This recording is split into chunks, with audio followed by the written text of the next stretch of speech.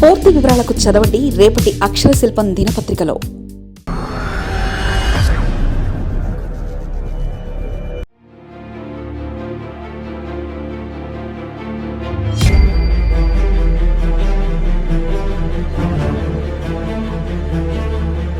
YS రాజకీయ వారసత్వం ఎవరిది?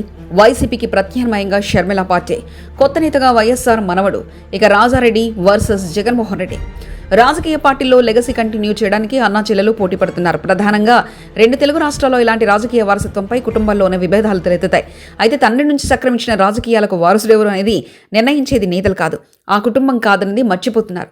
వారసుడు తామేనంటూ ప్రకటనలు చేస్తున్నారు. తెలంగాణలో బీఆర్ఎస్లోనూ కల్వకుంట్ల కవిత, కేటీఆర్ల మధ్య విభేదాలు తలెత్తాయి. కేవలం రాజకీయ ఆధిపత్యం కోసమే ఈ కీచులాటల్ని చెప్పక తప్పదు. ఆంధ్రప్రదేశ్లో ఎప్పటి నుంచో వైఎస్ రాజశేఖర రెడ్డి రాజకీయ వారసత్వంపై యుద్ధమే జరుగుతుంది. వైఎస్ షర్మిల, వైఎస్ జగన్ల మధ్య వార్ నడుస్తుంది.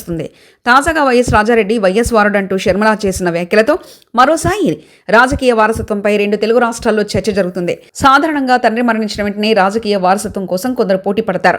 జాతీయ స్థాయిలో కాంగ్రెస్ కూడా ఇందిరాగాంధీ మృతి తర్వాత రాజీవ్ గాంధీ మరణం తర్వాత రాహుల్ గాంధీ వారసులుగా నిలిచారు. మేనకా గాంధీ వారసత్వంపై విభేదించారు. మేనకా గాంధీ తన వారసుడిగా వరుణ్ గాంధీని రంగంలోకి దించారు. అయితే చివరికి రాజకీయ వారసత్వం సోనియా గాంధీ ఇంటికి చేరుకుంది. మేనకా గాంధీ బీజేపీలోకి చేరిపోయారు. ఇక ప్రియాంక ఉన్నప్పటికీ ఆమె వారసత్వం జోలికి పోలేదు. అన్న రాహుల్ గాంధీ మాత్రమే వారసత్వం చేపట్టాలని చెప్తుంది. తమిళనాడులో కరుణానిధి మరణం తర్వాత స్టాలిన్, అలగిరి మధ్య వారసత్వ పోరు ప్రారంభమైన పార్టీతో పాటు అధికారం కూడా స్టాలిన్ చేతిలోకి వచ్చింది. అలగిరి కనిపించడం లేదు. ఇప్పుడు ఆంధ్రప్రదేశ్లో వైఎస్ రాజశేఖర రెడ్డి మరణించిన తర్వాత వైఎస్ జగన్ సొంత పార్టీ పెట్టుకున్నారు. ఆయనను జనం ఆదరించారు. 2019 ఎన్నికల్లో అధికారాన్ని కట్టబెట్టారు. అయితే ఇప్పుడు వైఎస్ వారసుడు వైఎస్ రాజారెడ్డి అంటూ తన కుమారుని రంగంలోకి దించారు. అయితే రాజారెడ్డి ఇంటి పేరు వైఎస్ కాదంటూ వైసీపీ సోషల్ మీడియాలో పెద్ద ఎత్తున విమర్శలు వినిపిస్తున్నాయి. తన భర్త ఇంటి పేరు కుమారుడికే వస్తున్నా వైఎస్ ట్యాగ్ లైన్ వదలడానికి షర్మిల ఇష్టపడడం లేదు.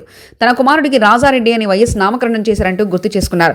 అయితే రాజారెడ్డిని గుర్తించాల్సింది వైఎస్ కుటుంబ సభ్యులు కాదు, షర్మిల అభిమానులు కాదు, వైసీపీ వీరాభిమానులు కూడా కాదు. రాజారెడ్డి రాజకీయ ప్రవేశం చేసి వస్తే ఆయనను నేతగా గుర్తించాల్సింది ప్రజలు మాత్రమేనని విషయం మర్చిపోయి వ్యవహరిస్తున్నారన్న కామెంట్స్ బహిరంగంగానే వినిపిస్తున్నాయి. వైఎస్ రాజశేఖర రెడ్డి బతుకున్నంత కాలం కాంగ్రెస్లో ఉన్నారు. పదవి ఉన్నా లేకపోయినా ఆయన పార్టీని వీడలేదు. చివరకు 2 సార్లు ముఖ్యమంత్రి అయ్యారు.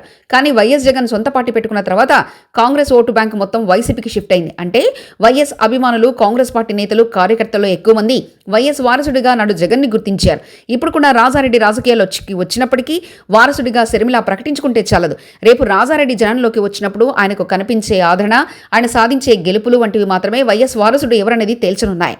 రాజారెడ్డి ఇంకా రాజకీయాల్లోకి రాకముందే ఆయన చుట్టూ వారసత్వంపై చర్చ జరుగుతుండడం విచిత్రమని అనుకోవాలి.